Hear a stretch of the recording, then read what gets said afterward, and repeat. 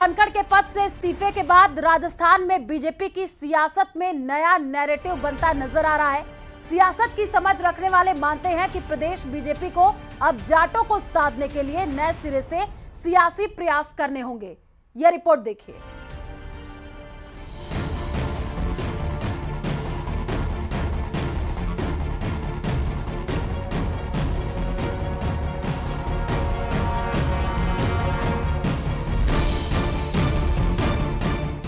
इस्तीफे के बाद बदला बीजेपी का सियासी नैरेटिव।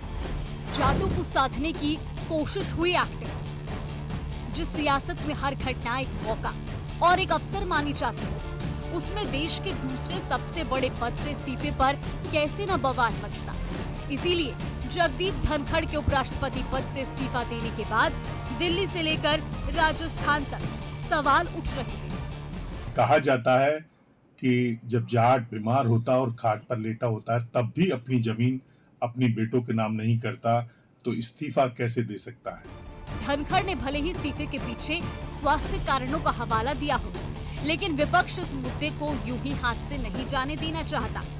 पूर्व सीएम अशोक गहलोत और पीसीसी चीफ गोविंद सिंह डोटासरा जैसे दिग्गज बीजेपी पर उपराष्ट्रपति जगदीप धनखड़ के इस्तीफे को लेकर कटाक्ष कर रहे हैं।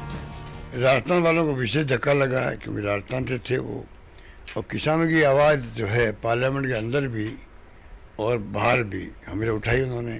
अभी हाल ही में उन्होंने कृषि मंत्री जी को बहुत ही उलाना दिया कि भाई आप कर क्या रहे हो, जो वादे किए हमने किसानों के लिए वो निभाओ। अचानक इस तरीके का इस्तीफा आना एक तरीके से जो संकेत दे रहा है कि जो कुछ दिनों से उन्होंने अपनी बातें स्पष्ट रूप से मीडिया के माध्यम से किन्हीं प्रोग्राम के माध्यम से कहना शुरू किया था, वो कहीं न कहीं भारतीय जनता पार्टी हाईकमान को नागवार गुजरा।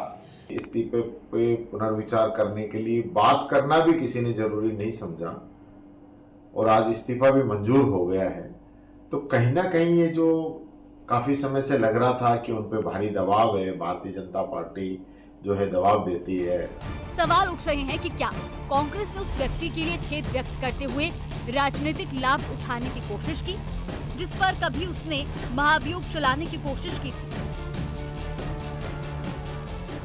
जगदीप धनखड़ भले ही चुनावी राजनीति से दूर रहे हो, लेकिन उनका जो जुड़ाव और लगाव है वो राजस्थान और राजस्थानियों से लगातार बना रहा हो।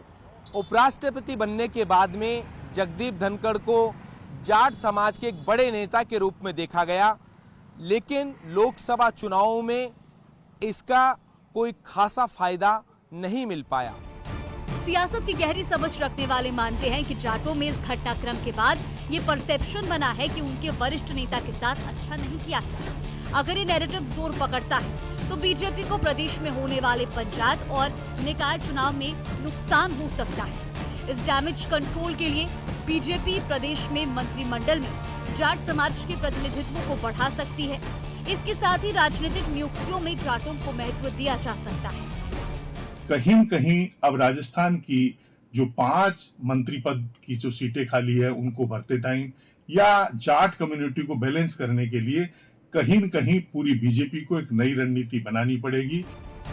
बीजेपी को अब जाटों को साधने के लिए नए सिरे से सियासी प्रयास करने की कोशिश होगी। आने वाले समय में प्रदेश बीजेपी से किसी जाट नेता को बड़े ओहदे पर नियुक्त करके डैमेज कंट्रोल करने की प्लानिंग हो सकती है। पूर्व प्रदेश अध्यक्ष और हरियाणा प्रदेश प्रभारी डॉक्टर सतीश पूनिया का कद बढ़ाया जा सकता है।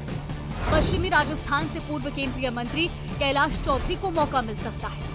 अजमेर से सांसद और केंद्रीय कृषि राज्य मंत्री भागीरथ चौधरी को आगे किया जा सकता है। पूर्व केंद्रीय मंत्री सुभाष महरिया, पूर्व सांसद सीआर चौधरी की खुल सकती है लॉटरी। राजेंद्र भामू को मंत्रिमंडल में मिल सकती है जगह। पूर्वी राजस्थान से शैलेश दिगंबर सिंह को मंत्रिमंडल में मिल सकता है मौका।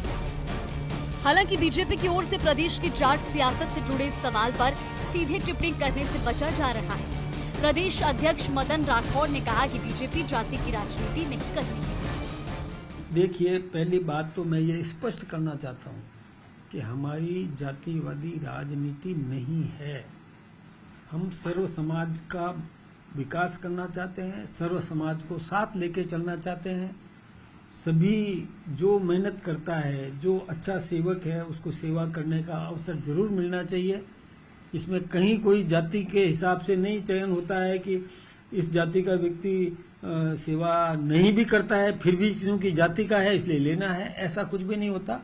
जो सेवक है, जो जनता की सेवा करना चाहता है, उसको महत्व मिलेगा।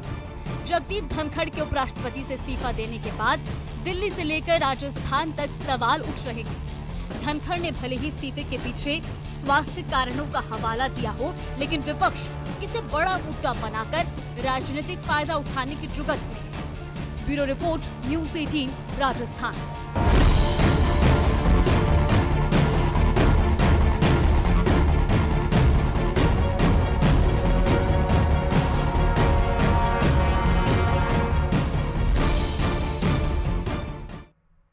और चलिए फिलहाल इस बुलेटिन में इतना ही।